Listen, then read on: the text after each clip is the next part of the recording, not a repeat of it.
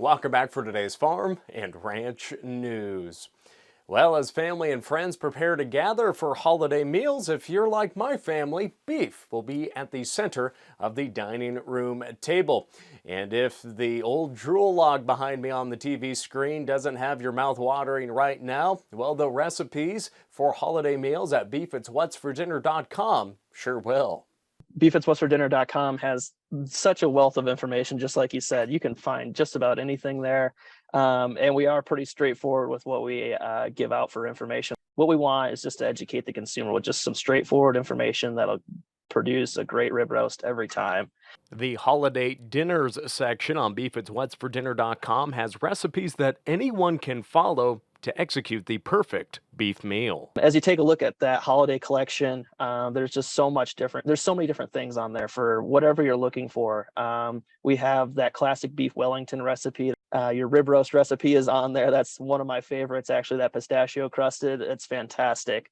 We also have some other stuff on there that you take a look at that is for a different budget, whatever budget you happen to be on this year. And we recognize that, and no matter what. Chef Alex said the number one mistake people make while preparing beef is not having an oven-proof thermometer to monitor the internal cooking temperature.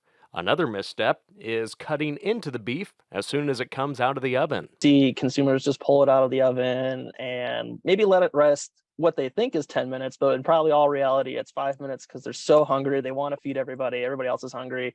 But letting that rest, if it's a roast, 10 minutes, even longer, it just helps it out so much. Not only is it going to get up to that great temperature, but it's also just going to make that eating experience so much better. It's going to retain those juices. It's going to reabsorb some of the other juices. And it's just going to make that eating experience so much better by just letting it rest. Chef Alex Reitz also settled the age-old question of, do you cook a beef roast with a bone in or bone out? Always, with anything that you're ever doing, bone in. It just adds all of that flavor from the bone. It does take a little bit longer with that bone in there, of course, but it's worth it to have that extra flavor. You get that extra presentation, and actually it makes it easier to cut, because if you cut in between the bones, that gives you that pretty good average size slice. And that way everybody's getting a consistent piece for sure. If we're talking about rib roasts for this holiday season, depending on your store, they'll usually take the bones off and tie them back on. And that is the best, because you get that flavor from the bone when you're roasting. And then when you're done, you just clip those little strings off of there. And then that bone section just pops right off. And you don't have to worry about cutting around them if you're scared of cutting around them. You don't have to worry about cutting them off, which is also good. But you still get all that great flavor. Again, for more of those holiday recipes and more, visit beefitswhatsfordinner.com. Have a great day, everyone.